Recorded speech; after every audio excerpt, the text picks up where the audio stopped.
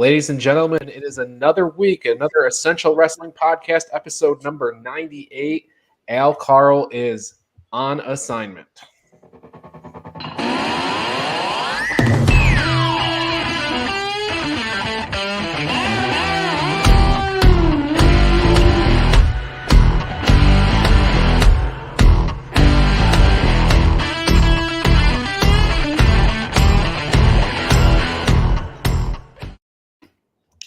Karl's not here, but I'll tell you who is here. John Smith and John DeConnie. We're going to be holding down the fort for the entire show today. John Smith will take off a little later. But, guys, today's show is powered by the Eastern Observer. Graphics are presented by Minutes to Bell Time. Picks are sponsored by Pro Wrestling Pick'em, where you can play against your friends or play against the universe. And as Al likes to say, guys, she'll like it too. John Smith, the top part of our screen. John, how are you today? Can't complain. I got a little family obligation a little later in the evening, so I got to cut out of the show early, but I'll give it my all while I'm here. We would expect nothing less than that. John DeConnie, how are you today? Not bad, sir. How about yourself? Very good, very good. Well, we are, I pulled up the calendar. We are 11 days away from WrestleMania, and we have a ton of ground to cover before we get there. We have the Dusty Rhodes Tag Team Classic concluding this week. We have two big title matches on Impact. We'll be main eventing this show with Thunder Rosa and her big championship win on Dynamite, but we are going to curtain jerk the show with Friday Night Smackdown and the adventures of Cowboy Brock Lesnar, and I'm going to kick it right over to John Smith. John, Roman Reigns kicked off the show, and he was greeted by Brock Lesnar just a few moments later. Yeah, well, apparently Paul Heyman was fed some misinformation where they were told that Brock's plane was stuck in Saskatchewan, but then he got some more information while they were in the ring that Brock's plane had landed, and he's on his way to the arena right now. So then Roman kind of acts like a little bitch. And he's like, you told me that he wasn't going to be here. So they run to the back. The Usos run with him. Paul Heyman rolls along trying to keep up.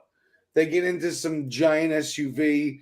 And all of a sudden you hear some beeping. And you see Brock in some machine that they told us what it was, but I forget what it was called. And he's got two little forklift spears that went through the windows and lifted the car up and drove it all over the place, and then they escaped and got out into another car, and it was a whole thing. But they've done messed up now.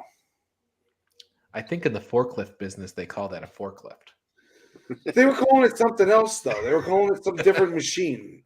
They made a point to call it something that wasn't a forklift. But it had a forklift attachment to it. I don't know. But you done unleashed the bipolar beast, apparently, which is supposed to intimidate somebody like a mental problem. I don't know. We have somebody else, John Kreider, chiming in. That was a forklift, he says.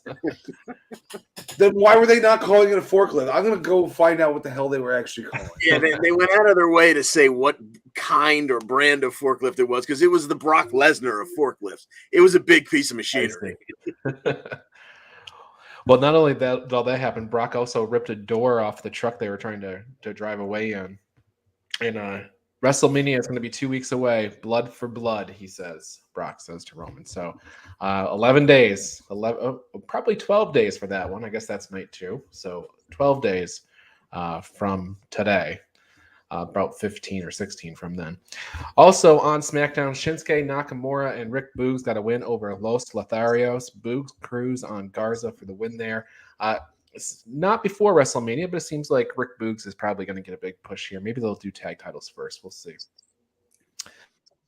Throughout the show here in the SmackDown and Raw segment, I might ask you guys to kind of chime in on a few things here about some early predictions. We have a whole WrestleMania show coming up pretty soon, but as it stands right now, we had that big Brock Lesnar. We had that Brock Lesnar and Roman Reigns match to kick off the show.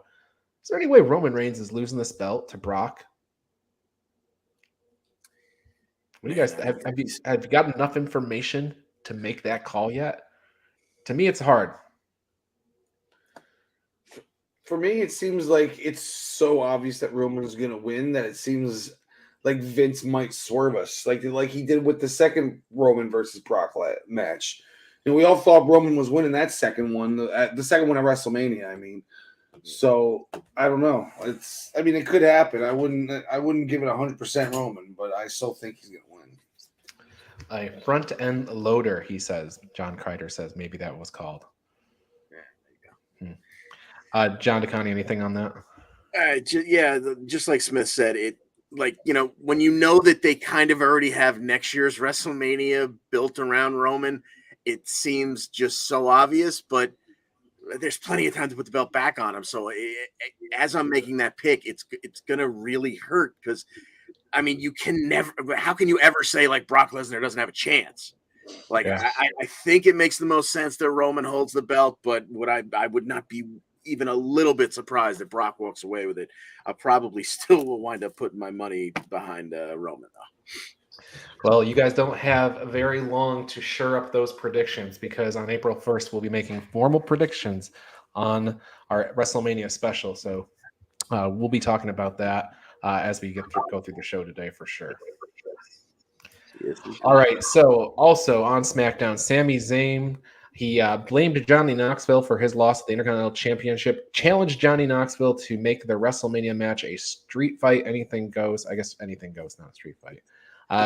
Johnny Knoxville agreed. So that's it's going to be anything goes. Now, I don't know a lot about Johnny Knoxville. I was never really a regular watcher of Jackass. It seems like a lot of people who get into the entertainment industry have a background in theater and high school and whatnot. They went out of their way twice to call it an anything goes match. Does anyone think Johnny Knoxville is going to come out in like a little sailor suit and do a little Broadway number? That'd be funny. I want to see the whole cast of Jackass get involved and have them all just be like, the little the dwarf and then the big fat guy Preston at the same time. Wee Man and Preston. Maybe they can bounce him around onto Sammy. It's going to be fun. I really look forward to this. This is one of the few celebrity matches I think belongs. I think it's the wedge between two serious moments for the reasons that you just said, right? Like if they're like think somebody's going to have a show stealing performance and they've got to follow it up, they throw this one in the middle to kind of the crowd gets a little laugh, and then it's basically resetting and starting over. So it's not like that. Yeah, nobody has to follow that show stealing match. You talking about the women's tag match? Is that? I mean, you're gonna try to call that just a tag match? It's a fatal 4-way tag match for now, but maybe more people will be added to it later. Type of match. It's gonna end up being a battle royal. I mean, last year it was this is what it was. Last year it was a gauntlet match on night 1, and then an actual tag match on night 2. I believe is how they did it last year. So this year they're just trying to, like you said, they're doing a battle royal basically. Pat McAfee was summoned from ringside to report to the office, the principal's office, Mr. McMahon. Apparently, we find out later that an apology was being requested. So Pat McAfee did apologize to Austin Theory. Sorry. I don't remember the exact words. You guys remember the exact words? Basically, sorry, Austin Theory's such a punk and a loser, and I believe he used the word ass. But it was not very sincere apology. That story continues on Raw, so we'll get to that in a minute. But coming off the Big E injury last week, Ridge Holland had another match with the New Day this week. This week he was going one-on-one with Kofi Kingston, John DeConnie. Yes, indeed. And we got a medical update from Big E beforehand. He seems to, all things considered, be doing great. So we kind of went into that with, a little uplift, and then turn it right around. And, we got Butch jumping around ringside, trying to, kind of get in Kofi's ear. And I think that's where that's headed. I think those two are going to have probably a series of matches, maybe leading up to, maybe after WrestleMania. But Butch would get tossed from ringside, and he never even made it back up the ramp because Rich turned right around, scooped Kofi up, hit Northern Grit for the 1-2-3. It was, not quite 7 minutes of a match. We got to see Kofi jump around. We got to see Ridge be very powerful. Exactly what you would expect out of those two. But I think coming down the line, Kofi versus Butch is going to be a really nice series of matches. I think, I agree. I think that'll be a fun set of matches. I'd like to see the look on Kofi's face as Butch tries to break his fingers. John Smith, are you going to defend that Butch rename? I can't defend it. No, I cannot. The same way I couldn't defend what they were doing to Karrion Kross on the main roster. But, as long as, if he goes and becomes Intercontinental Champion within the next 6 months, I don't think we'll have much more to say about Butch, okay? But if they mishandle him, then we'll be talking crap about Butch for the next 20 years. Speaking of talking crap about somebody for the next 20 years, I forgot to bring up as in the sequencing of the show here, Happy Corbin and Jinder Mahal, they took an L to Drew McIntyre and the Viking Raiders, John Smith. Yeah, it was kind of a cluster bleep of a match. It was the story of the match was kind of this Baron Corbin running away from Drew to set up the story for their WrestleMania match. But the end of the match, Drew gets the hot tag, but Happy Corbin just turns around and runs away and tags in Shanky so Shanky can take the L. Shanky's probably the most unfeared big man of all time in WWE. He eats the Claymore 1, 2, 3, and Drew just laughs at Happy Corbin while he looks all distraught over the whole thing. Well, spoiler alert right now, I'm going to tell you I'm picking Drew McIntyre to win the McIntyre-Corbin match, and I don't suspect I'll change my mind between now and when we do the show next week. The show concluded, SmackDown concluded with a Charlotte Flair and Ronda Rousey promo segment. Charlotte called Ronda out. Ronda came out, and by the time the whole thing was said and done, Ronda got put through a table to send the show to off the air. So that's where we stand. No matches again to pick from SmackDown last week, but we do have some action coming on Raw this week. So as we switch over to Monday Night Raw, guys, were you how excited were you when you turn on Monday Night Raw and the first thing you hear is that sound you haven't heard since they did the last reunion show? That glass breaks. Did you guys think Stone Cold was going to walk out, or did you know as soon as you heard the music that it was going to be Kevin Owens doing exactly what Kevin Owens did, and that's dress the part of Steve Austin? Yeah, I didn't think we were getting Stone Cold this early, and I think it's hilarious and not the least bit unintentional that not that WWE would ever say F you to the city of Chicago because they have, deep roots there and whatnot. But the fact that Chicago has kind of been AEW's home away from home, I think that was kind of a twist in the knife in their back moment there to have Stone Cold's music come and then have cosplay Kevin Owens come out afterwards. And I just thought it was beautiful. John Smith, it was bad enough the first time, but when he did it the second time, that was some serious heat. Chicago would be pissed at WWE. Double troll. I loved it. I mean, when the music first hit, I probably gave it 60-40 chance it was Kevin Owens coming out, but I thought is Stone Cold there already and they didn't advertise it? That's weird. And then when the second time hit, I knew it wasn't going to be him, and it was perfect. That's why Kevin Heel is the best promo in WWE, in my opinion.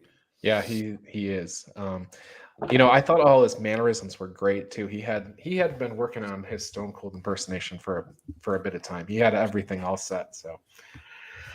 So Kevin Owens, he's on his way to WrestleMania. I don't know if we're picking the KO show. Who's going to win the KO show? But I'm sure we'll talk about it on next week's WrestleMania episode. One person who is still trying to figure out his path to WrestleMania is Seth Rollins, Kevin Owens' best friend, Seth Rollins. He was backstage with Kevin Patrick. He was upset about it, but then Patrick got him, asked him some questions. Seth starts laughing maniacally.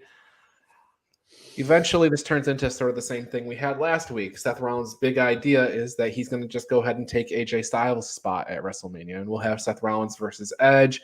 And Seth says, I'll put the final nail in the coffin. I should have ended him at Hell in the Cell, and I didn't. But and AJ, you can have your time to recuperate.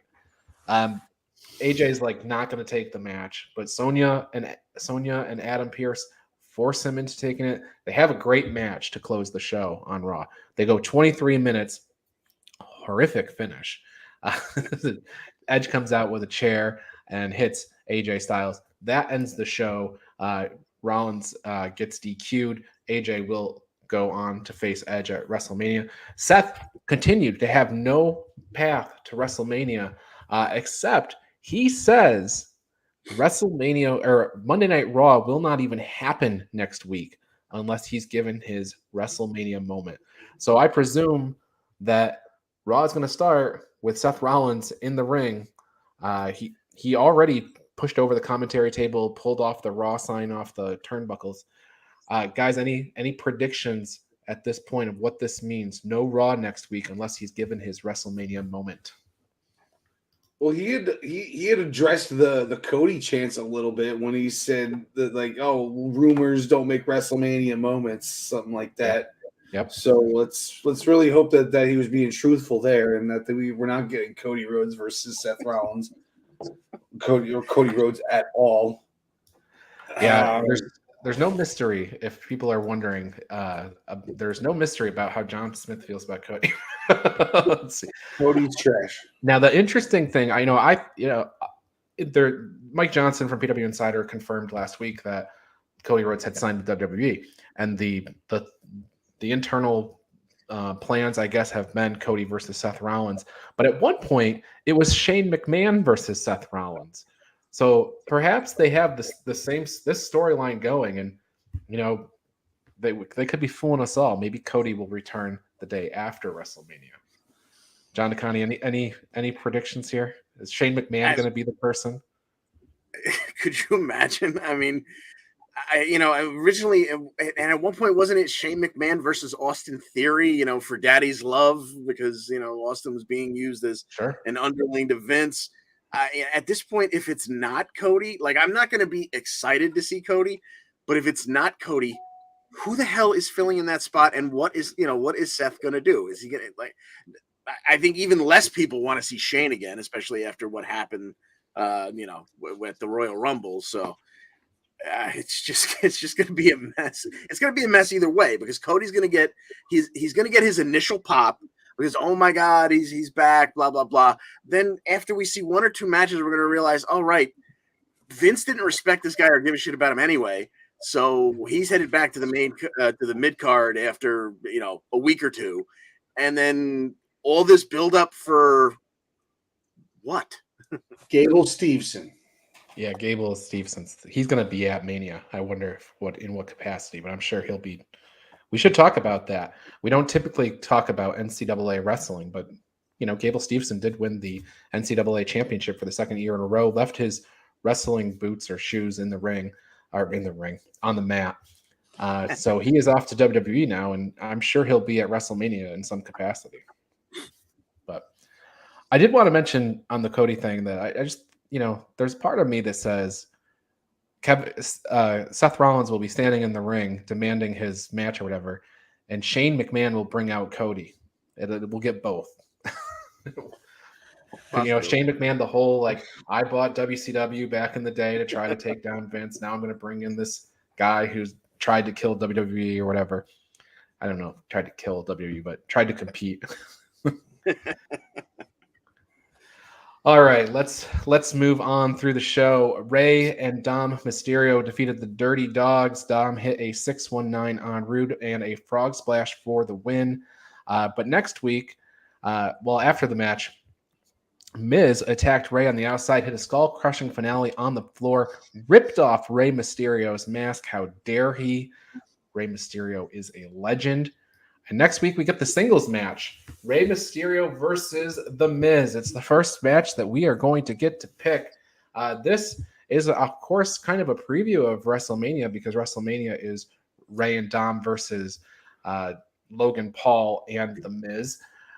John DeConnie, The Miz says that Logan Paul was a huge fan of Rey Mysterio, but he's going to give Logan Paul that mask. What do you think is going to happen in this match next week? Who do you got?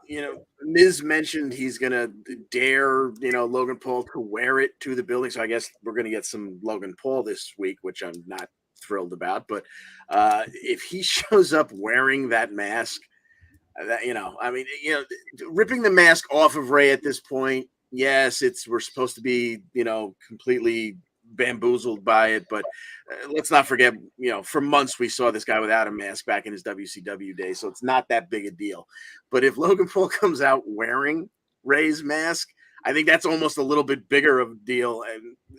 And again, I don't really care about Logan Paul to begin with, but I think Rey will really be charged up going into that match with Miz.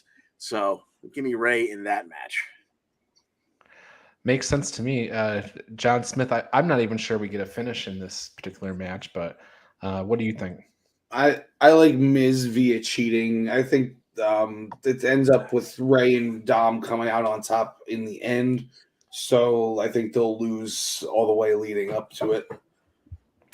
It's an interesting thing. Like WWE brings in these celebrities for these matches. You've got Johnny Knoxville and you've got Logan Paul. The celebrities don't want to come in and look like a fool, right? So it's kind of like, John, you said you think the Mysterios will end up winning or, going over in the end or being the victorious or whatever. I don't know. I don't think Logan Paul wants to look like an idiot, although he did fine looking like an idiot last year. So he doesn't have to take the fall, though. Miz could be the one that takes the fall, That's true. That's true. And they were kind of building that up in the Cleveland episode of Raw a few weeks ago. Yeah. All right, let's move on. John Smith, somebody else who's looking for a WrestleMania match. All the storyline has been dedicated to Seth Rollins looking for his WrestleMania match, but there is somebody else that's also shopping around for an opponent. And this particular week, Amos defeated Apollo Crews and Commander Aziz in a handicap match. Yeah, and they handled them pretty well. He handled them pretty well. They got a few shots in on him, but he just stopped everything with just a choke, just stopping things. Double choke bomb.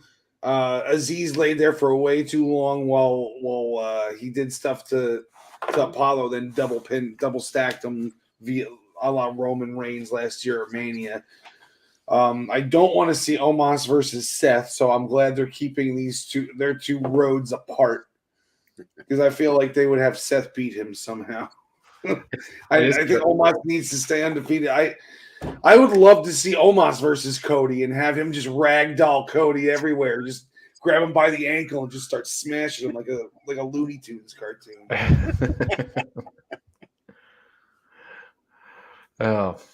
Well, there's your Omos update. You're right. It's they have to keep these two well apart because it's basically the same storyline they have for Omos and they have for Seth Rollins. So they did finally do a thing about the Andre Battle Royal, like a little segment about it. It wasn't a in-ring segment. It was just like a clip that they made. But they're finally mentioning the Battle Royal, so hopefully we're getting it. Yes, they showed the clip of Gronkowski getting involved in the Battle Royal a few years ago. So I thought that meant that we were going to get Gronkowski on the show but I don't know. Brady went back to work, so I assume Gronkowski is too. I'll have to watch the the primetime rundown to figure out what's going on with that. All right. So in John Smith, you had already alluded to on the show about the mess that is the women's tag team title match. Backtracking a little bit to SmackDown, Naomi and Sasha Banks versus Rhea Ripley and Liv Morgan was supposed to happen, but that ended in a no contest because Natalya and Shayna Baszler attacked both teams. And then Sonya Deville said, "I like what you're doing. Why don't you get added to the match?" So now that's how we get to this four team match, which is funny because Seth Rollins can't just attack somebody and get in a match. That doesn't work for him, I guess. So But anyway, Zelina approached Carmella backstage at Raw. She slapped Carmella, punches fly, security pull apart, the whole thing. Carmella goes ringside to complain to Corey Graves.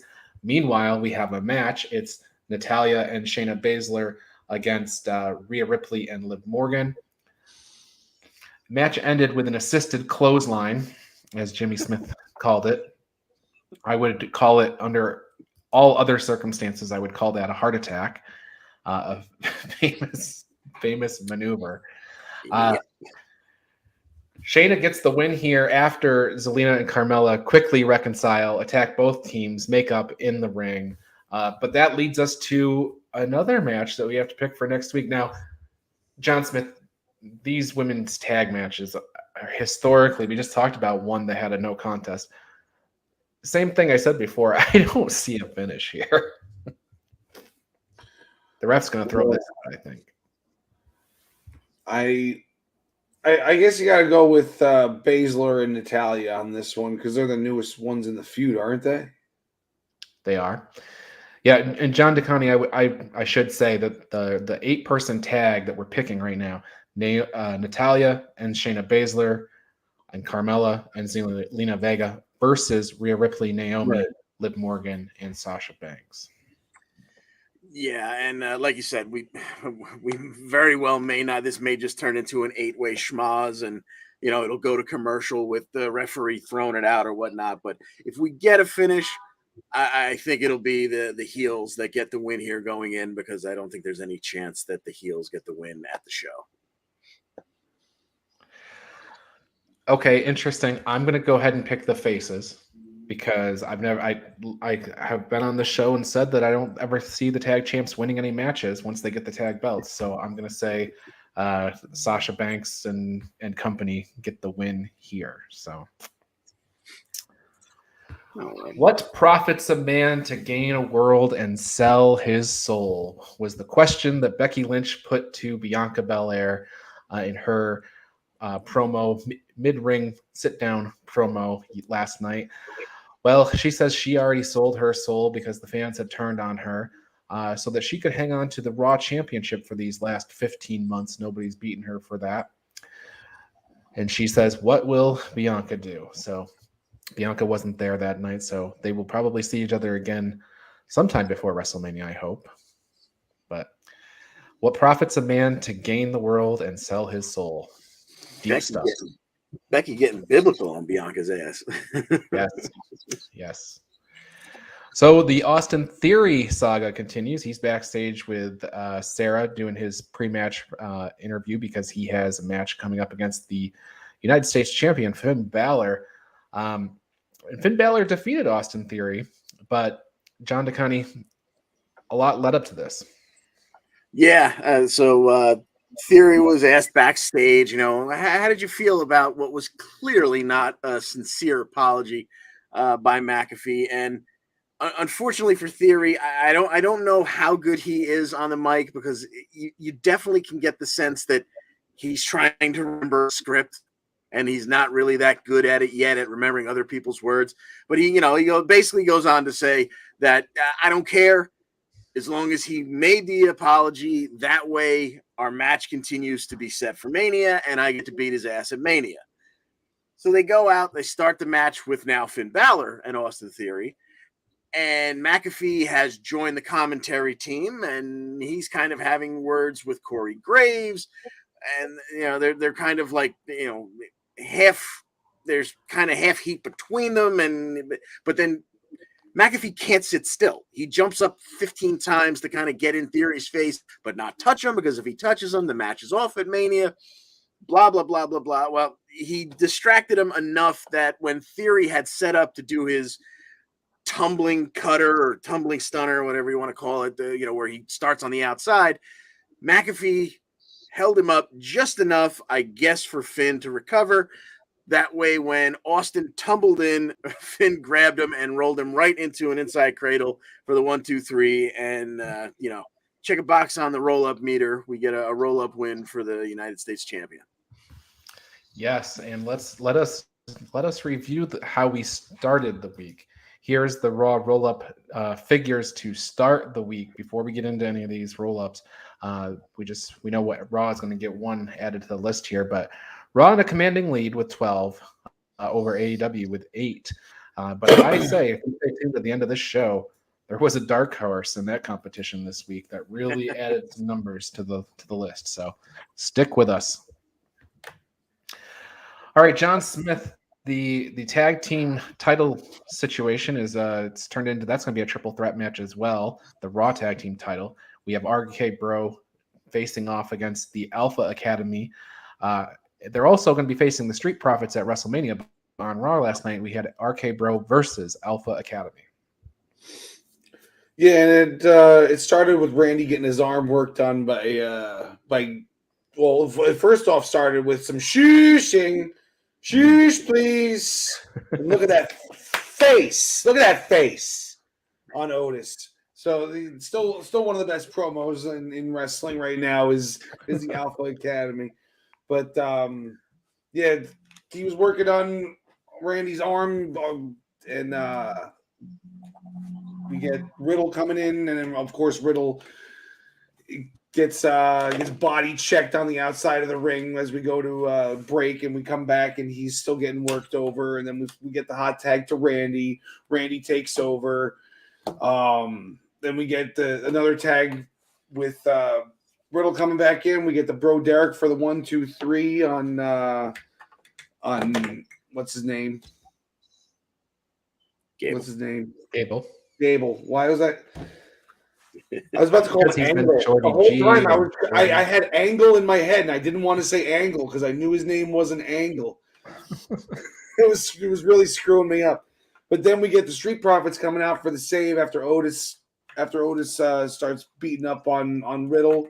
But then the Street Profits do some sort of 3D looking move that ends up in a DDT instead of a cutter to Gable, and then a nice frog splash as usual, where he kind of hit knees first, but whatever. But we got a little attitude from the Street Profits now. They're not just a cheesy face gimmick anymore. We got some mean face coming from them. I like it. Heel turn, you think? Heel turn coming? I think after WrestleMania is going to be when the heel turn actually is full fledged, and they're like, telling each city how much they suck and stuff like that. I think they're going to save that for after WrestleMania. Let me tell you about something that's coming after WrestleMania. It's coming to the April 4th Monday Night Raw after WrestleMania. It's Veer Mahan. He is coming. We have a date. They didn't specify the year, though. They did not specify the year. You are correct. We could be waiting a while. What year is the next Raw that's on April 4th? Probably like 6 years from now, right? Oh my! It might depend on whether there's a leap year. All right, let's round off our Raw talk here with the 24/7 championship title picture. We usually have people running all over the building, chasing each other down, and this week our segment that featured our characters from the 24/7 division was a mixed tag team match. John DeConnie. Yeah, it started backstage with Reggie and Dana just chatting, and then Tozawa and Tamina are after them. And poor R-Truth, he's almost on the outside of this whole thing because he doesn't have a female sidekick.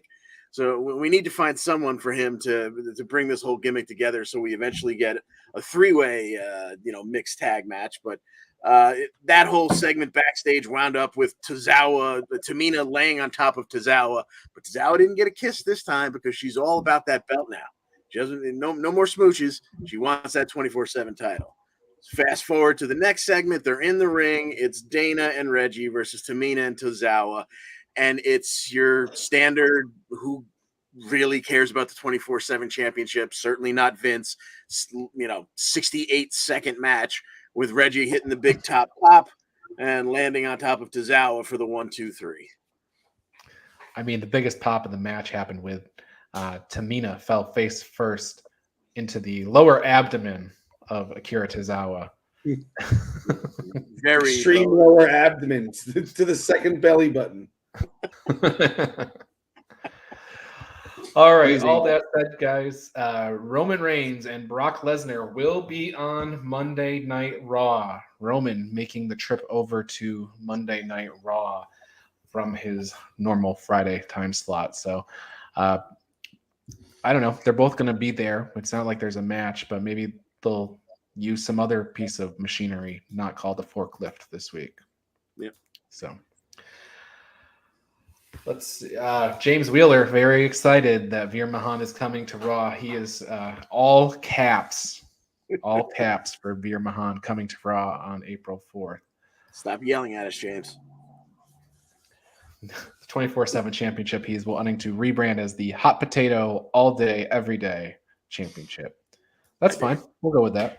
I think we'd have to abbreviate that, though. I don't think they're going to want to say that each time. Okay. There might be. The HPADEAD. Hepatic. Yeah. Okay. Get back to us, James Wheeler. Yeah, we need to streamline that. Work on it. All right. Well, let's move. We are marching towards, we've been talking about how we're marching towards WrestleMania, but we're also marching towards NXT Stand and Deliver. Yeah, bro. So we have a whole bunch of stuff that happened on last week's show and stuff that's coming up on this week's show that's feeding into Stand and Deliver. But John Smith, the show kicked off with a big North American Championship qualifier. Santos Escobar taking on Cameron Grimes. The winner gets into the big ladder match where Carmelo Hayes has foolishly put the title on the line. Yeah, this one's kicked off the show, and it did not disappoint. This is one of those matches where, I would just suggest going back and watching it because it's real smooth. There's nothing, totally spectacular about the match, but, it just went real smooth. We got a little bit of interference from Legado as the heels, of course. It ended with Grimy going for something from the corner, some jumping something, lands up on Santos' shoulders, flips him over into a phantom driver. 1, 2, 3.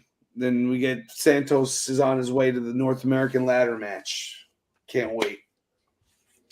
Yeah, and Cameron Grimes, meanwhile, is he's backstage with Mackenzie. He's very upset over his failures and that he's going to miss Stand and Deliver. So we'll see. I think the verdict's still out on whether he'll miss Stand and Deliver. But if he misses Stand and Deliver, maybe he'll make the Raw after Mania.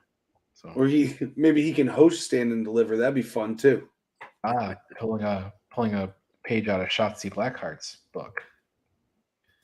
Where's Shotzi Blackheart? Hopefully not the same page. All right. Let's not go any further. All right. A-Kid also got a win over Kushida. A-Kid did not qualify for the ladder match, but he qualified for a ladder match qualifier, which he'll have this week. He'll be taking on Grayson Waller in a ladder match. And guys, who's going on to Stand and Deliver? Is it going to be the guy that comes over from NXT UK, or is it going to be the guy who comes from Australia? John DeConnie, start with you. I mean, every A-Kid match that I've ever seen there's been a holy bleep moment in it, especially that finisher. Whenever he hits that springboard moonsault DDT, I mean, that is a showstopper for me. But I don't trust that the plan was to have him here long enough to have him for Stand and Deliver. So I'm going to go with the guy that I lose every time I bet against. So I'm going to bet on him this time and say Grayson Waller advances here. All right, John Smith. I'm going to go with A-Kid because I feel like they didn't bring him over here to not be on the show. Because why would they bring him here so close to Stand and Deliver and then send him back over there and not to be on it? So I'm going to go with A-Kid. Plus with Waller, they've been kind of building him up to be like, main event level type, and this is the mid-card title, so maybe he'll have like some different kind of feud altogether for Stand and Deliver. Yeah, I'm leaning towards A-Kid as well. No particular reason, maybe similar to what John Smith was saying. But Grayson Waller certainly has been protected as well, so I could see him not wanting to lose to A-Kid, or them not wanting him to lose. But speaking of protected, speaking of NXT UK, we also have a second match for the North American Championship ladder match, another qualifier. Roddy Strong is going to be going up against Solo Sikoa, coming off his NXT UK win against Wolfgang and following his challenge of Ilya Dragunov. Roddy Strong is returning to the States here, and he's got a match with Solo Sikoa this week. John Smith, start with you. Who's going to the ladder match? Give me Solo Sikoa, especially because Roddy's got all that stuff going on with the UK guys. Yeah, John DeConnie, I tend to agree just because I've said it on this show before. Solo Sikoa is practically unbeaten. Roderick Strong is the guy that they like to beat. Yeah, exactly. Whereas I think Roddy would be fantastic in the ladder match. It just seems like Solo Sikoa is meant for bigger things, so I think he advances here. Okay. All right. Well, I want to remind you guys that we can do throughout the show. Don't forget to let me know when your winner is you moment comes. I'm going to give mine out right now as we talk about all the stuff that leads to what's going on in the women's division of NXT. Cora Jade is backstage with Mackenzie on NXT, and she, for some reason, saw that the Toxic Attraction's titles were just hanging out, so she stole them. Toxic Attraction, they come by. They're obviously ticked off about this, so they go meet up with Dakota Kai and Wendy Chu to ask some questions. Wendy says those girls are hot but weird, and I'm going to give my winner is you to Wendy Chu for that excellent analysis of the situation. JC Jane finds her tag team title hanging on a beam. She pulls it down. It was a trap. A cage comes down. Total mousetrap stuff. Gigi Dolan looks for her title. She finds it on a dumpster. She ends up in the dumpster or whatever. And now we're left with Cora Jade and Mandy Rose's title. But Mandy gets the jump on Cora. Cora was going to try to steal Mandy's SUV, but instead Mandy was inside waiting for her. I guess she figured that's exactly where she would turn up. So in the end, maybe a Scott Hall tribute. Mandy Rose did some spray painting on Cora Jade to kind of close out the show last week. So, all right. Santos Escobar says that he is the greatest luchador of all time, John DeConnie. Yeah, and unbelievable coincidence. As he's saying this, Rey and Dom Mysterio just happened to be in the building and 5 feet away from them. So this leads to a little back and forth between them, mostly between Santos and Dom. So we get ourselves a match between Dom Mysterio, and he said, just pick anyone out of your boys there. Well, he winds up against Raul Mendoza. They take this one to the ring. We've got Elektra trying to distract Dom a little bit, and Fallon Henley, who obviously has had some issues with them. She shows up, kind of gets in Elektra's face.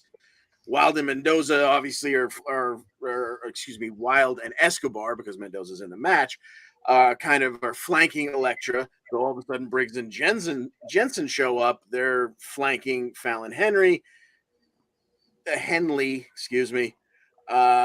We don't get any physicality there, but obviously, we could see something coming down the line. They already had words backstage last week about who jumped the creeds and blah, blah, blah. We get back, we take our attention back into the ring. Dom hits a 619. He does the shimmy. He does the frog splash. He gets the 1, 2, 3.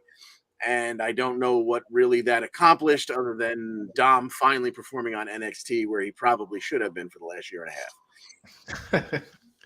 Well, there goes my transition. Oh, in that case, without a transition. John Smith, I'll kick it right over to you. Indy Hartwell against Persia Parada in a best friends match, basically. Yeah. This is the first time I've ever seen a tag team would come out together to fight each other. And they're fighting each other for like posing positions on the apron and stuff. That was real fun. You know, honestly, I don't remember how this match ended because then the two of them were just making out with their boyfriends after. And that's the real takeaway from this is they were having a makeout contest with their boyfriend. I'm pretty sure that Indy won it, right? It's a roll-up. Indy. Oh, yeah, Raw roll-up. Yeah. Yeah, you're right. It was the competition of who can make out / hump the other. The more hardcore makeout. Then they ended up on the ground rolling all over each other and stuff. Who can kiss more hardcore? You're right. That's a good way to put it. Tommaso Ciampa comes to the ring, recaps his journey through NXT. Sounds like he's about to wrap things up, trying to figure out how he can sort of close the chapter on his NXT career. And out comes Tony D'Angelo, who has some nice things to say, challenges him to a match at Stand and Deliver. Ciampa says, okay, sounds great. They go to shake hands, and Tony gives him a low blow. But I guess we're on our way to Tommaso Ciampa versus Tony D'Angelo at Stand and Deliver. So there you go. It looks like that's going to be Ciampa's last match in NXT. And yeah. If all things are go the way they've been in the past, Tony D'Angelo's getting the rub. It does look like it. It looks that way. And Tommaso Ciampa's had a lot of matches recently on the main roster. He's been on Main Event a bunch. He's been on Raw a bunch. So it would make sense to me. And they repackaged his music. So, a lot of clues seem to be pointing that way. No one will survive from that until I'm just trying to survive myself. It's a real two sides of the coin there. All right. Well, for weeks we have been talking about the Dusty Rhodes Tag Team Classic. I say weeks; it's been like months because we had the guys tournament, then we had the girls tournament, and it's all coming to a close right now. The brackets are set. We have Dakota Kai and Wendy Chu going against Io Shirai and Kaylee Ray. Kaylee Ray and Io Shirai say they have a goal. They have a mutual goal, and it's championship gold. When Wendy Chu got to say her bit, that's when she said the Toxic Attraction's hot but weird. So anyway, Dusty Cup Finals. John DeConnie, who do you like in this? Is Dakota Kai going to go 2 for 2? That would be a hell of a story, but from the very beginning, I thought it was going to either be Kaylee Ray and Io, or it was going to be Raquel and Cora. Obviously, I boofed it on Raquel and Cora, so I'm going to go with Io Shirai and Kaylee Ray taking the Dusty Cup, or putting their names on the Dusty Cup. John Smith, it's very interesting that you take two women who pretty much held the NXT championships for their respective NXT brands for as long as they did, make a tag team out of them and throw them in the Dusty Cups. It's kind of like what was the first? Who won the first time? Samoa Joe and Finn. Yeah, it's kind of the same thing. Yeah. But at the same time, they like to give people like first ever this, first ever that. Dakota could be the first ever 2-time Dusty Cup winner, right? So, yes. Io could be the first ever Dusty Cup and champion, right? What's that? Io Shirai could be the first former NXT champion to win the Dusty Cup. Oh, former NXT. Okay, yeah. I guess. Yeah, you're getting a little specific with that one. But I've been calling Kaylee and Io the whole time, but I feel like this might be a swerve for us. I'm going to go with Dakota and Wendy Chu. I think they needed more than these other two, and these other two could combust and end up with a feud of their own where they fight each other at Stand and Deliver. Io and Kaylee Ray. So I'm going to go with Dakota and Wendy Chu. I'm going to go against what I was saying for the past few weeks. Wow. Yeah, I think the last match, Kaylee. Let's see, what was it? Kaylee Ray and Io were going against Casey and Caden. And I said the same thing that you just said. I was like, Casey and Caden are the actual tag team. I'd rather see Io and Kaylee Ray fight each other. I'm going to stick with that. I'm going to go gonna pick Dakota Kai and Wendy Chu to win this match, and like you said, Kaylee Ray and Io Shirai facing each other at Stand and Deliver. That's what we want. Hopefully in like a Falls Count Anywhere type match. Anything. Something where they can just be out of the ring or in the ring and doing crazy crap. All right. From the NXT women's tag team division over to the men's tag team division. Malcolm Bivens is backstage trying to figure out who attacked the Creed brothers. He's got Idris Enofe and Malik Blade there. He's got the Grizzled Young Veterans. It seems like Enofe and Blade have been let off the hook. GYV having a lot of words with them. They've got a match this week. So we have the Creed brothers versus GYV in a match this week. And then we'll get into where the Creed brothers are going from here. John Smith, any chance the Creed brothers are going to be losing a match to GYV? No, I will always pick against GYV after what they did to me last year in that Dusty Cup. So I love GYV too. Don't get me wrong. It's not a hate thing. It's just I won't pick them until they start winning again. I got the Creeds. John DeConnie, John Smith has a point. The GYV is another Roderick Strong. The team they put in there to beat.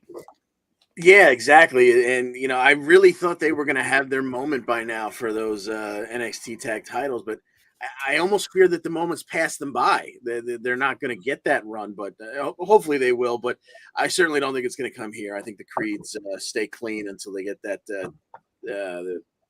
where you're going next. I don't want to steal your thunder again. Yeah, the Creed brothers still not satisfied. They head to the ring. They're not leaving until they find their attackers. MSK come out.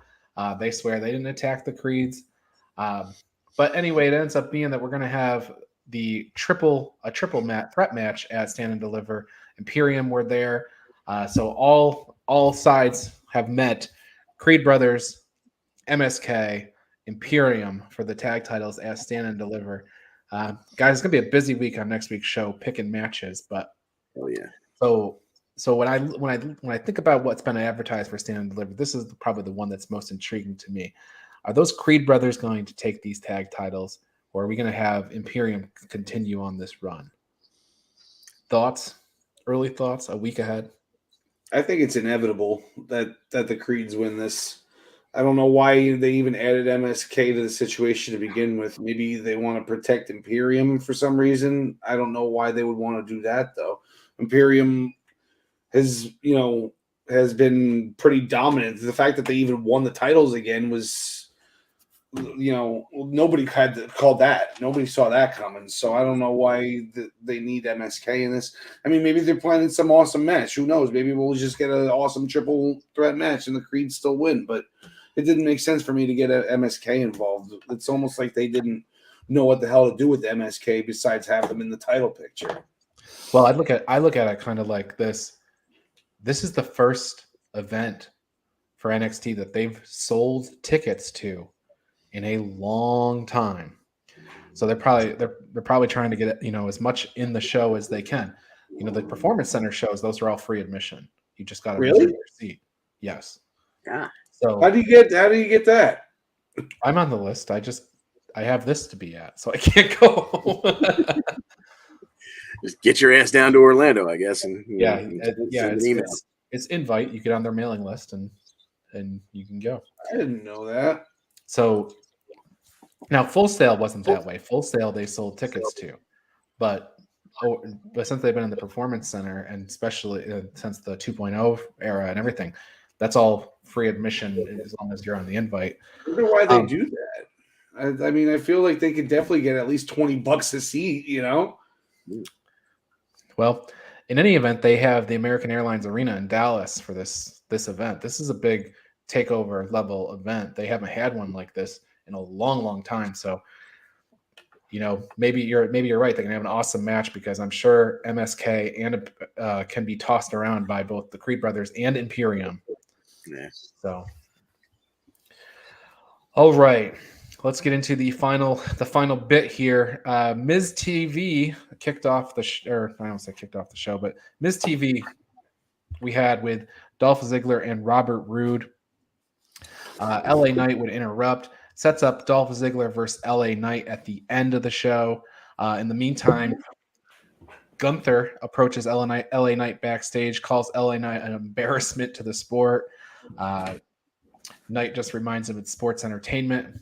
LA Knight putting in his application for the Jericho Appreciation Society. Dolph Ziggler versus LA Knight and Dolph wins in the main event, retains his NXT championship. Braun Breaker returns to the building in the middle of the match. Ziggler does win with a super kick. Braun Breaker comes to the ring, wants his rematch, wants it at Stand and Deliver. That's where we're going for Stand and Deliver. But before Braun Breaker makes it to Stand and Deliver, he has a match against Robert Roode next week. Robert Roode, who took a pinfall last night. John Smith. Why does Braun Breaker have the title on his shoulder? Oh, because I don't have a graphic without it. Okay. That's how it is on WWE's website. Is it really? Yeah. Wow. Of course, Braun Breaker is going to win this. So yeah, I don't see it. I mean, it's non-title, so I guess Ziggler could screw him over. But either way, the title. Of course, it's not title. Oh yeah, screwed me up. John DeConnie. Yeah, I think the best part of this match for Bobby Roode is going to be getting his glorious entrance, but I don't think it's going to work out for him once they get between the ropes. So give me Braun Breaker. All right. That said, John Smith, you are leaving us here before we kick off the Impact portion of the show? Yes, and the winner is you because you don't have to see me try to fake my way through some Impact in AEW. We'll see because Impact's going to be fun. So me and Bundy will bid you guys adieu. I got some family stuff to take care of. Love you all. See you later, John. Take care. All right, John Smith has left the building. John DeConnie, it's just me and you. I gotta get the names off our face here. So let me do that. We're over on to Impact. This is a big episode of Impact that we have coming up this week. Last week's a bunch of different stuff happened. I mean, we had some newsworthy stuff. Deonna Purrazzo, she defended the AAA title and the ROH women's title in a triple threat champ challenge. She got a win over Giselle Shaw and Lady Frost. But the big story this week is we have two title matches, and we're just going to jump right in and pick the first one, John. So we have a tag team title match. It's Violent by Design versus the Good Brothers. It's a lumberjack match. This got set up by the Good Brothers meeting with Scott D'Amore about getting the rematch. Scott gave him the match this week. Whatever team comes out of this match will defend at Rebellion in an 8-team elimination match. That's going to be a mess. So it's like, what is the winner really getting here? John DeConnie, who's going to be the tag team? Are we going to go back to the Good Brothers already? I mean, I guess I could see them doing it, but then what was the point of taking it off of them? You know, like save the big, if there's going to be a change from VBD, save it for the big show. So I'm going to say Violent by Design. I'm not even sure we get a finish to this match because we've already been told the Lumberjacks at ringside are going to be those other 6 teams that are going to be in the 8-team cluster bleep at Rebellion. So if we get winners, I'll say it'll be Violent by Design, but I'm not the least bit confident that we'll actually get a clean finish here. Yeah, I kind of agree. On one hand, I'm like, well, it's a lumberjack match. There shouldn't be any DQs or anything. But if you have 6 other teams jump in the ring and they don't leave, the ref might throw the match out. So I'm going to throw it over to you, John, to talk about the opening contest, which is the Motor City Machine Guns defeating Jay White and Chris Bay. Yeah, this one was 12 and a half minutes of, a winner is us. That was my pick for last week. Uh, I'll save it for this week because I think we're getting a repeat here. But we got an amazing match out of these teams, just like we were almost positive we were going to. We had the machine guns hit Skull and Bones on Chris Bay. Sabin covers. He gets the 1-2-3, but Jay White kind of dives in right at the end. And it was kind of an awkward moment where you're not sure if did he just come up a millisecond too late, or was the match not really supposed to end there and somebody screwed the pooch? Either way, obviously the Bullet Club has a gripe because it was a very close bang finish, but the Machine Guns get the win. And I'm sure we'll see this again. What do you think? Yeah, most likely. The main event of the show I went to over the weekend, which was a New Japan Strong taping, main event was Jay White versus Chris Sabin. So, nice little lead in here. So, absolutely. But New Japan Strong is kind of like Impact. We won't see that match for many, many weeks on television, so I won't give away the ending. Steve Macklin got a win over Rhino. He beat him with his own move, John DeConnie. Yeah, Rhino, missed with a big lariat, turned around, and here comes Macklin charging at him, and we got ourselves a gore and a 1-2-3 for Macklin. Yeah, and poor Rhino, he's not getting wins, and he didn't get a win at the last Premier Live event. He lost to Moose, so they're having some troubles. But Heath says he knows they're better together. So they're going to go after the tag titles. I can only assume they're one of the 8 teams. Man, it's almost hard not to pick them as the winners. That's the Heath and Rhino back where they belong, right next to each other, having cheese and crackers. Yeah. Luckily, that's next season. We don't have to pick that 8-team match this season. So. That's true. Good point. The inspiration, they have forgiven Caleb. They know he was just trying to help them out in their title match. Brian Myers continues his alternate commentary when he sits at ringside for Bhupinder Gujar versus Larry D. This was a mess. It had more to do with W. Morrissey putting somebody through the alternate commentary table, I think, John.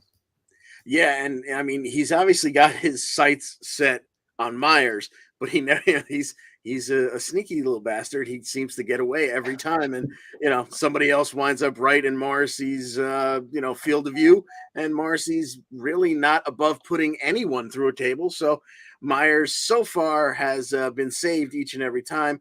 This time it was poor Raj Singh that went through the alternate commentary table. That alternate commentary budget has got to be sky high. It's like the Spanish announce table. All right. Well, speaking of Brian Myers and the learning tree, Zicky Dice goes one-on-one with Jonah. John DeConnie, you take it from here. Yeah, and Zicky did the kind of thing that makes you say, like, what is this guy thinking? He turned his back on Jonah. So Jonah just clubbed him with, a big meat hook across the back to drop him. He goes up, tsunami, 1-2-3, and then afterwards we get poor Zicky Dice. He's very dejected. He's backstage with Gia Miller, and he's coming to the realization that maybe he just sucks at professional wrestling. Well, thank God Mean Gia was there. She told him, "Hey, maybe you should go to a wrestling school and get better at professional wrestling." And what happened next? I'm sorry. Yeah, I know. We should have talked about exactly how to set this up because it's too good not to talk about, even though there's no in-ring action here. We got a tease a couple of weeks ago with Johnny Swinger referring to Swinger's Dungeon. And of course, it's supposed to be a callback to the Heart Dungeon, but dungeon is also a code word for, adult entertainment and whatnot. Well, this week we got ourselves an infomercial for Johnny Swinger opening officially Swinger's Dungeon. And I can't wait to see the merch that comes out of this. But we had people that we've never seen on TV walking around backstage. We had a guy come by in leather with, studded spikes coming out of it that Swinger mistook for a real mark for demolition. So I'm assuming we're going to see Sicky Dice at some point show up at Swinger's dungeon. And oh boy, hopefully this draws out and lasts a long time. We get a lot of these little vignettes because, Swinger is gold, and this is just another wonderful setup. This is why we watch Impact, folks. These 100%.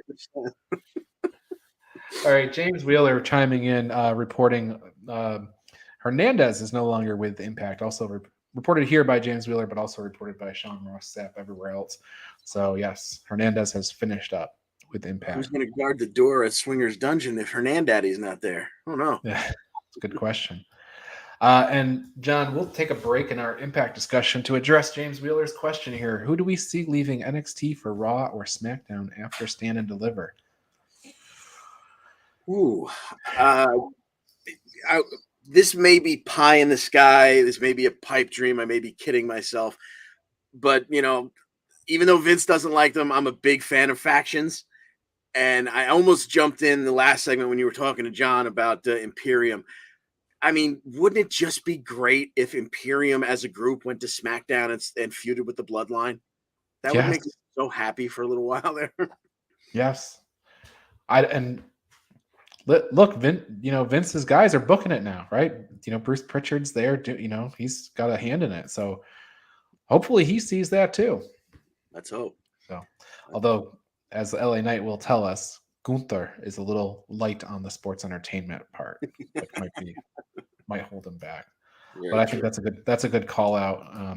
I'm thinking Raquel Gonzalez because she kind of seems to be done. So. Yeah. As long as that's not a legit injury that's got her out, quite frankly, if the Bianca thing is real and they need a last minute fill in there, wouldn't mind seeing her show up on Raw to get in Becky's face. There you go. All right. I mentioned there was 2 title matches. There are that we're going to be picking this week.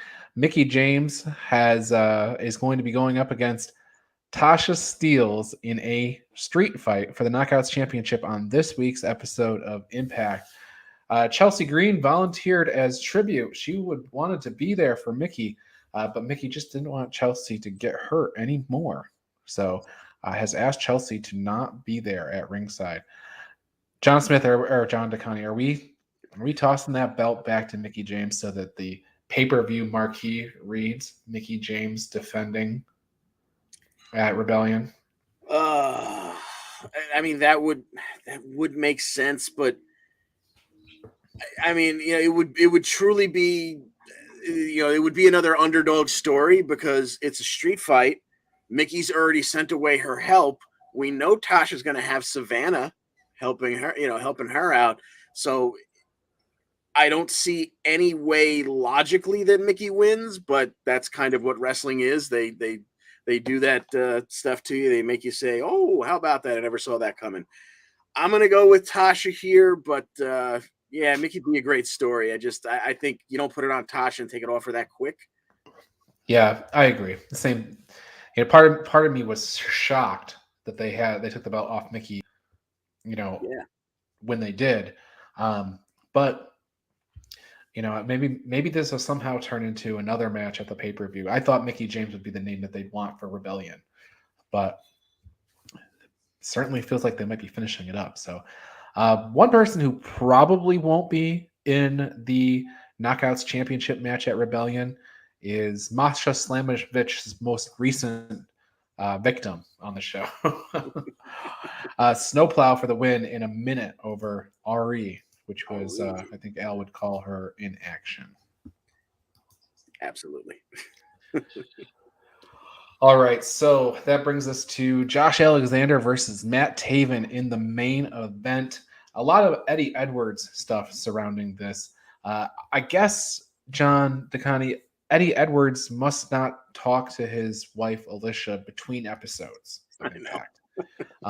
So he's gone to Honor No More. Apparently they have like an apartment or something that they keep members. But Alicia has picked Impact over Honor No More, but she has not picked Honor No More over Eddie or Impact over whatever. She has not picked Impact over Eddie. Right.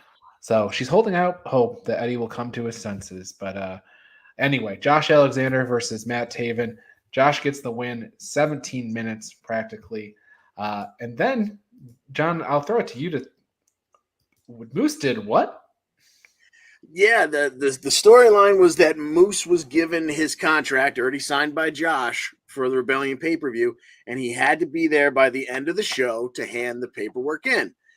Well, instead, he decided to go directly to Impact's management offices, which are apparently right down the street from Josh Alexander's home in Toronto, because that's how Josh wound up with his new contract and getting this title shot.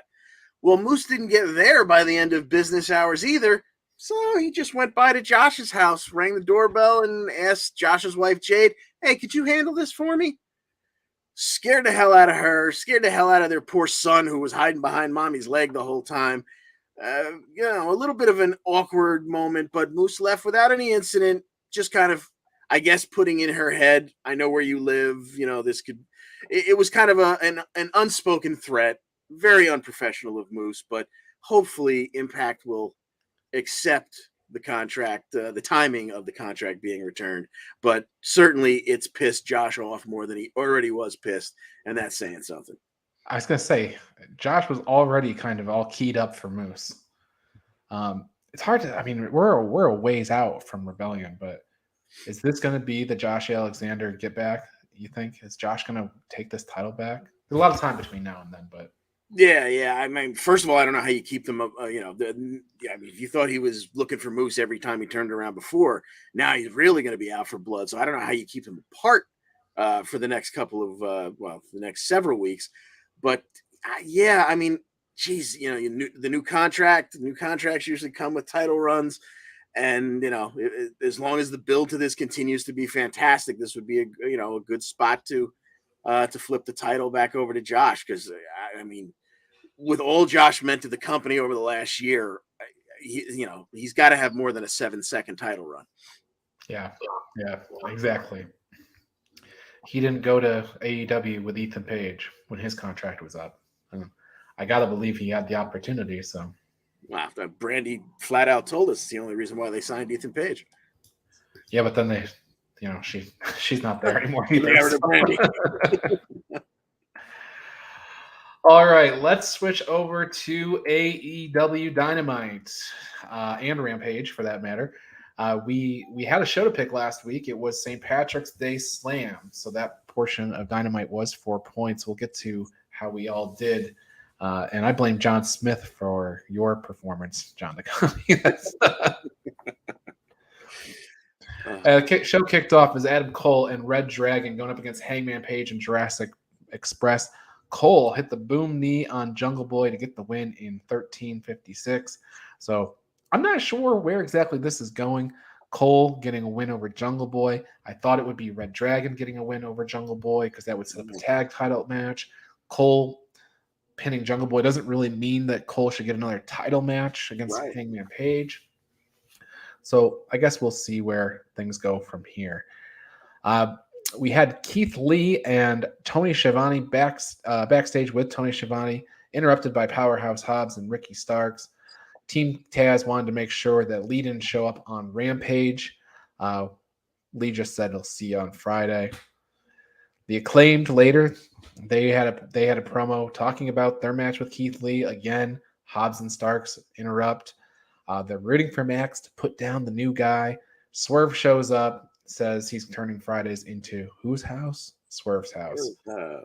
Swerve says it's not Stark's house, it's his house. But John DeConnie, all that's leading up to the Keith Lee and Max Caster match, which was the main event of Rampage. I know we're getting out of order entirely here, but take it on. Absolutely, yeah. So a really good match between Max Caster, who's not a small man, but he's certainly not Keith Lee. Keith Lee, they got about 10 minutes out of this. It ended with the Big Bang Catastrophe, or whatever he's going to come to call it now. Then afterwards, it led to Hobbs and Starks. Starks is doing commentary on Rampage. Hobbs was just out there to hang with his boys Taz and Starks. They come down to ringside. Next thing you know, after the match, it's a 4-on-1 on Keith Lee. And even though it doesn't really even things up, Swerve comes running down with a chair, and apparently that's enough to run off all 4 guys. And we're left with Swerve and Keith Lee in the ring, and they seem to remember each other, and they give a little, they dab each other up, give a little bro hug and a back tap, and at least these 2 guys will have each other's back against at least Team Tav, if not Team Taz and the Acclaim going forward. So I'm sure we'll get some good stuff out of that, some tag team action perhaps. Keith Lee is not the new Top Dollar. I just want to make sure everybody understands. Chris Statlander we had a video package for her. She's removing her contacts and face paint. Goodbye to the alien gimmick, I guess, potentially, but we'll see. Red Velvet, she was backstage with Tony Schiavone, said Layla was her friend, but now she must be stopped, and that led to their match on Rampage. Red Velvet gets the win here over Layla Hirsch. So, but then Layla tried to get a turnbuckle, the extra turnbuckle that they have, to take advantage of Red Velvet. Chris Statlander came down to the ring, a little stare off. Ultimately, Red Velvet hit that corkscrew head kick for the win in 8 minutes and 6 seconds. John DeConnie, over to you. Jon Moxley and Bryan Danielson, they have their first, I don't know, is their first or their second match as a tag team, taking on Chuck Taylor and Wheeler Yuta. And the big story here was Wheeler Yuta. Yes, indeed. Now we know Yuta is a good young talent, and we know Moxley and Danielson have talked about taking good young talents under their arm. Well, the first thing they did was beat the hell out of the good young talent for almost 12 minutes, and it ended with Mox grabbing Yuta under his arm, or kind of in the crook of his arm, for the bulldog choke, and getting him to tap for the win. But then afterwards, Yuta left with his buddies from Best Friends and made it halfway up the ramp, then kind of rethought things. Came back down to the ring, got into the ring where Regal had now joined his guys Moxley and Danielson. And Yuta, the microphone wasn't quite on him, so we don't know exactly what was said. I personally don't read lips, but he stuck out his hand to William Regal as in to say, hey, I want to be part of this. And Regal promptly slapped the taste out of his mouth and basically sent him on his way. Now, I don't know if that was, maybe come back another time, or if that was a flat out no, because they didn't beat the hell out of him, which they certainly could have. But that was a very emphatic slap that sent Wheeler Yuta back out of the ring. Called him Sunshine, I think. I mean, I couldn't read his lips either, but I'm pretty sure he called him Sunshine. I think Regal was impressed that Wheeler Yuta didn't, cower and walk away, that he got back in Regal's face. So we'll see what happens coming out of that storyline. I'm down for Wheeler Yuta being the first protege. Sure. That'll work. Yeah. By the way, for him, then leaving and going back with the Best Friends. So, it'll be interesting to see whether or not there's a segment this week where they spend any time talking to Yuta and maybe, inviting him to the new, whatever they're going to call their new dojo, which I'm sure will be brutal. So be interesting to see what comes out of it. And if people have not listened to this week's Talk is Jericho or last week's Talk is Jericho with William Regal on, if you want to know what William Regal meant by I don't have long for this planet, listen to that episode. He goes through his health condition and issues over the last couple of years in great detail, and there's some scary stuff in there. So, wow. He's given 24 hours to live at one point, and other crazy things have happened to him. So give that a listen if you want to understand what he meant by that comment. Wow. Okay. Some good info there. Thank you. Mm-hmm. FTR was backstage with Tony Schiavone, and they were discussing the firing of Tully Blanchard, but the Young Bucks showed up just to remind FTR that they're always just going to be the second best tag team in the division. A lot of lot of not rumors, but speculation that Bret Hart might be coming in, and the way they put emphasis on the word best all the time, it seems to be like they're hinting that, but I don't know, John DeConnie, you think would FTR be any better with Bret Hart as their manager? Bret wasn't necessarily the best interview guy. Like, yeah, exactly. I mean, Tully was so perfect in that role, and as much as I absolutely adore Bret Hart, I don't know if I want to see him as somebody's manager. I certainly don't want to see him back in the ring. Tully did that, but in a couple of little things here and there. Don't ruin the warm memories I have. But maybe that's where they're headed. It's always great to see Bret. If he shows up and he looks healthy, then as an old school fan, you're very happy for him. I don't need to see him get involved. I really don't. No. All right. Well, the Jericho Appreciation Society come to the ring. They are pro wrestlers, but they are more sports entertainers. I guess that's how it comes down. That's if you had to boil the entire promo down, it was basically Jericho saying, "We're sports entertainers. We're better than these pro wrestlers." Danny Garcia grabs the mic. Now, Danny Garcia, of all people, is a pro wrestler. He is. If I had to just look it up in the dictionary, you might see Danny Garcia or somebody who looks like him. He's perfect for as a pro wrestler. But he says, if Jericho is a sports entertainer, I guess I am too. The era of the sports entertainer has begun. And we're starting off this week, Jericho and Garcia versus Silver and Reynolds. Don't have a Garcia graphic. So, John DeConnie, I don't see Jericho and Garcia losing their first bout out. Alex Reynolds taking the L for me. I think you're 100% correct there. Yeah, I just the audacity of not only calling themselves sports entertainers, but saying that the era of sports entertainment is now begun. I mean, how just you may not like the goofy name, you may not like the fact that Jericho's putting a lot of emphasis on himself again, but how perfect a heel faction is that? Sure. Well, yeah, James Wheeler saying that the name change to their real names was necessary because of the confusion that they'd have with Matt and Jeff Hardy. Of course, Matt Lee and Jeff Parker had to change their names to their real names. Yeah, that makes sense. They weren't going to get Matt and Jeff Hardy to change their names. Certainly not. Yeah, I've got Jericho Garcia. Serena Deeb's flattered that she'd have thought about her in rehab, but what will she think when she ends Sheeta's career? Yeah, she's going to spend a lot of time thinking about her. All right, so Scorpio Sky and Wardlow had their match, and this was one that we kind of went back and forth on the show. I think ultimately we all landed on Scorpio Sky retaining, but with the idea that MJF would get involved, and that's kind of exactly what happened. MJF did get involved. Wardlow managed to hit a bunch of power bombs on Scorpio Sky. Things were looking pretty good, but yeah, Wardlow, MJF came out, pushed Wardlow into the ring post.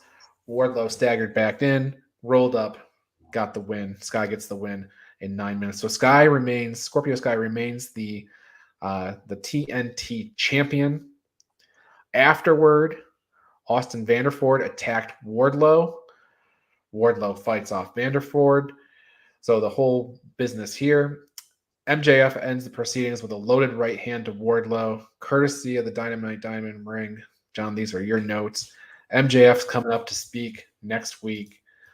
So, I don't know. Thoughts on what MJF is going to say? I'll see you at Double or Nothing.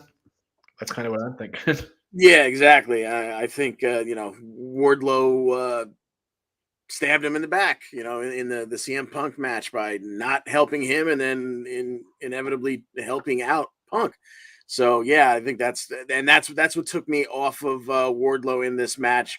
I think Al was the one 2 weeks ago who said, I thought Wardlow was going to take this TNT title, and then maybe MJF would be around a little bit because originally their deal was you have to hand it over to me. But he had said a couple of weeks ago, hey, buddy, I'm going for the world title, so I'll let you keep that TNT title.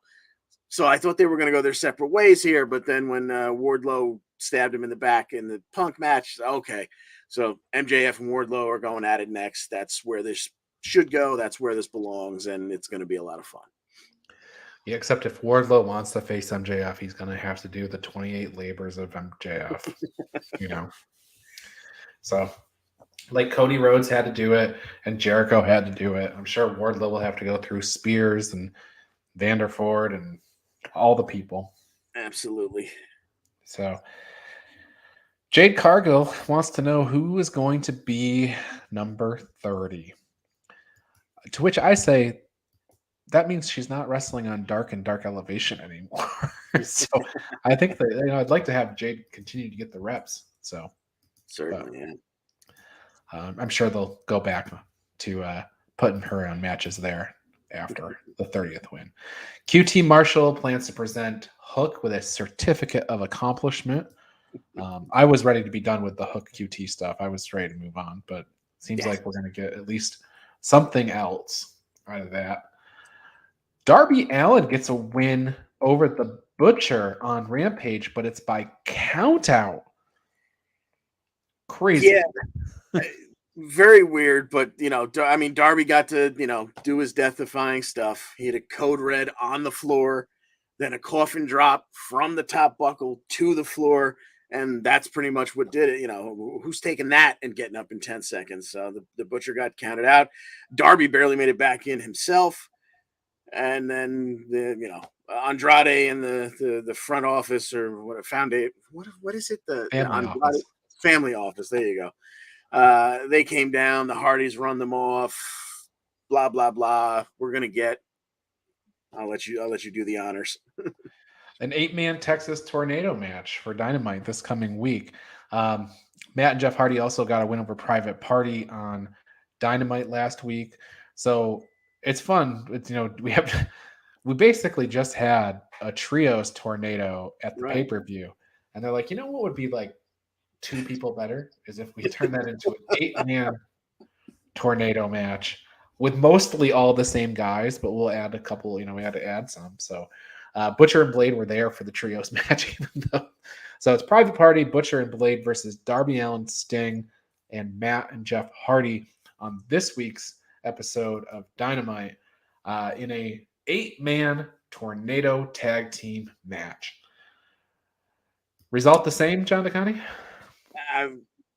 I don't see the Hardys losing. I don't see Sting losing. I usually don't see Darby losing. So there's nobody left on that team to take the fall. And it's tornado, so they're all going to be involved. It's probably going to range all over the building again. It's going to be utter insanity again. And it's the only thing that scares me is that it's fresh in our mind how nuts the last one was. And now you add Matt and Jeff to scheme together to come up with something even crazier.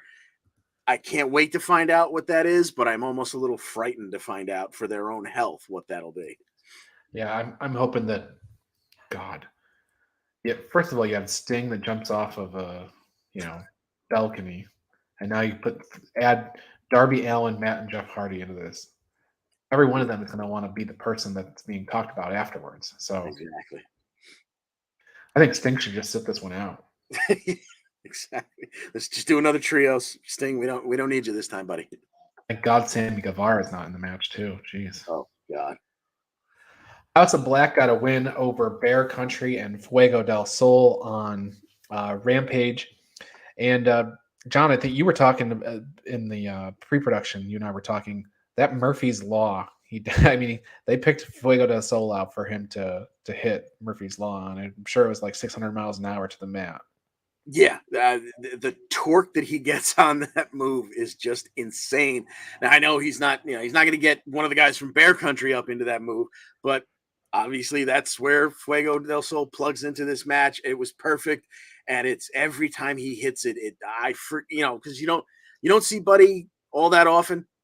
I wish we saw him more, but I don't remember the last time I had seen that move. And when he hit it, I literally, whoa, just kind of jumped back from the screen. That was fantastic. And the House of Black gets the win. Who's their next victim? Probably circling back to the Death Triangle once they're all healthy and ready for Yeah. that. Pentagon had a promo here kind of insinuating they weren't done. So Buddy Matthews, I saw him wrestle over the weekend on New Japan, so that'll be coming up. And then also he was on Major League Wrestling fighting TJP last week. It's on their MLW YouTube station, so you can check that out as well. That's definitely good stuff. Main event, John DeConnie, Thunder Rosa versus Britt Baker in a steel cage match. AEW Women's World Championship on the line, a match that had been built up for I don't know how long. Well, I do know it's been exactly a year, but I guess there was build up before that. But break it down. Yeah, so these two have really good chemistry together. So you knew you were going to get a good match. You knew you weren't going to get much interference, if any, because it was in the cage. That's the whole point of it. But you could still add some wrinkles, like having Britt Baker super kick the ref accidentally, missing Rosa and super kicking the ref. The ref bumps. Once it was a very weird cage match because there was room to fall out of the ring on one side, but yet it was almost flush on the other side. So the ref ate the super kick. He bumped to the floor. Rosa immediately rolls Baker up. There's no one to count. Rosa then picks Britt up, hits her Fire Thunder driver. There's no one to count. Britt hits an avalanche air raid crash into a pile of chairs on Rosa. There's still no one to count, and Britt loses her mind and screams up the ramp, and Aubrey Edwards comes in to save us all. Then Britt builds this insane Cactus Jack pyramid of chairs. Then the two of them are up on the top, they're where the cage is closest to the ropes. They're up in the corner there. They're both jockeying for position. Britt unfortunately winds up falling through her creation. That was an ugly bump. Britt then she brings out the tacks again, which she seems to love going for the velvet bag underneath. It's JR hates it. Yeah, JR can't stand it. And they both wind up taking bumps into it, but most importantly, Rosa would again hit the Fire Thunder into the tacks, the 1-2-3, hashtag and new women's AEW champion, Thunder Rosa. And afterwards, we had Dustin Rhodes. I don't know if he did any training with her, but clearly, at the very least, a fellow Texan comes in, give her a big hug in her moment of triumph, and your new champion, Thunder Rosa. Well-deserved, well-earned championship win for Thunder Rosa. I don't know what it's going to be like without the Britt Baker era now over. So, but Thunder Rosa. Any thoughts on who her first challenger is going to be? Is there any way she avoids at least doing it one more time with Britt? Yeah, they could, but I would think they would give Britt some time off. I would think. Yeah, probably. I mean, maybe Hayter goes after her. They've already had some issues there. Maybe Mercedes turns on her. They were kind of, the enemy of my enemy is my friend, going against Britt and crew. So, they shouldn't have too much trouble coming up with a bad guy or bad gal, I should say, to go after her. But we know the matches are going to be, as long as they give her a good dance partner, we know the matches are going to be good because we know Rosa can bring it. That's right. Well, here's where we stand for our AEW standings. I am the official winner. I was going to be no matter what, it seems like, but John Smith goaded John DeConnie into making a different pick on last week's show just to try to get the win. So it didn't work out, but I went 5-0. Also, Gary Mehaffy with a rare, perfect AEW show, and Travis also went 5-0. So here's our perfect stand. Oh my gosh, I'm at the top of that list too. Travis gets his first perfect pay-per-view. Gary with his fourth. So very good stuff there. Everybody did quite well last week. Here are our overall standings. Happy to report that I am I have a significant lead going in to WrestleMania weekend, but there's a lot of points out. lot of points. The main event of WrestleMania Night 2 was worth 100 points. So stand and deliver and everything. I could certainly blow this lead. So I think I'm gonna have to bombard you with texts and calls and whatnot to get you to just completely forget about submitting your picks for WrestleMania. there you go. Yeah. That way I have a chance of catching it. Let me pull that back up. So I have the lead over you by 160 points. Al Carl's right behind you, so it's neck and neck there. So absolutely. So it'll be interesting to see how things shake out. Here's the Raw roll-ups from last week. Indy Hartwell on NXT got a roll-up over Persia Pirotta. Scorpio Sky over Wardlow. There's one for AEW. Look at these two. Oliver Carter over Tyler Bate. Aaliyah James over Stevie Turner. Gary Mehaffy's not even here to talk about NXT UK this week. Al will catch up with him next week. But two Raw roll-ups on NXT UK, and then Finn Balor over Austin Theory. Here's where we stand. Raw still with a four roll-up lead over AEW. So Raw still maintains their reputation. That UK roster making their argument to get brought stateside. You know, if you can perform a perfect Raw roll-up, you've got a chance. That's right. Chad Gable, he is leading the pack, although it's a three-way tie with Rey Mysterio and Tommaso Ciampa. Everybody else has got one. Most losses, The Miz, Robert Roode, Dom Mysterio, Sami Zayn, and Wardlow all tied at 2. So that'll be a really interesting metric once we get towards the end of the year. All right. All that said, let's move into, if you liked this show, and I know you did, we have a sports show, the Primetime Rundown. But it is on hiatus right now until after the NCAA basketball tournament concludes. They will be airing their instant reaction segments very frequently throughout March Madness. Make sure you go to the Eastern Observer YouTube page, hit the notification bell so you don't miss any of their episodes this month. It will be madness. We do have a new show on the Eastern Observer, and it is The Sunday Sauce with Tyler Adele every Sunday afternoon, hosted by Tyler and his partner, Andrew Macaria. They bring you everything NHL and all the league's happenings. Get saucy this Sunday afternoon with the Sunday Sauce right here on all of the Eastern Observer platforms. Sign up to the newsletter, the Minutes to Bell Time newsletter. You can get that at bodyslambrigade.com. There's over 5,000 subscribers. Each week I send out a column. So go get yours completely free, bodyslambrigade.com. Check out the Black Cats' new album, new-ish, their moderately young album, Freak Cake. It's available everywhere you listen to music, Apple Music, Amazon Music, Deezer, YouTube, Pandora. This album will soon be a teenager, I think, but we're going to still call it new every week. So, as always, the Essential Wrestling Podcast, sponsored by Pro Wrestling Pick'em, is the Essential Wrestling Podcast. That's us here every Tuesday at 5 p.m. Join us as we make our picks for all of the week's matches.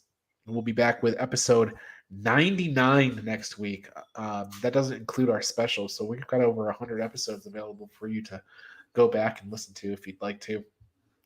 As always, the Essential Wrestling Podcast is sponsored by Pro Wrestling Pick'em, the internet leader in sports entertainment pick'em pools. Join us in the EWP public pool to play against us, or create a private pool with you and your friends. PWP.com. Play against us. Or ProWrestlingPick'em.com. Play against your friends. Play against the universe. And as mentioned early in the show, do join us April 1st at 4 p.m. We are going to go over each and every single match on the WrestleMania Night 1 and Night 2. We have on this WrestleMania special. We'll be making our picks, find out who we think are going to win these big matches. The most stupendous match in wrestling history. So we'll be making our pick for that.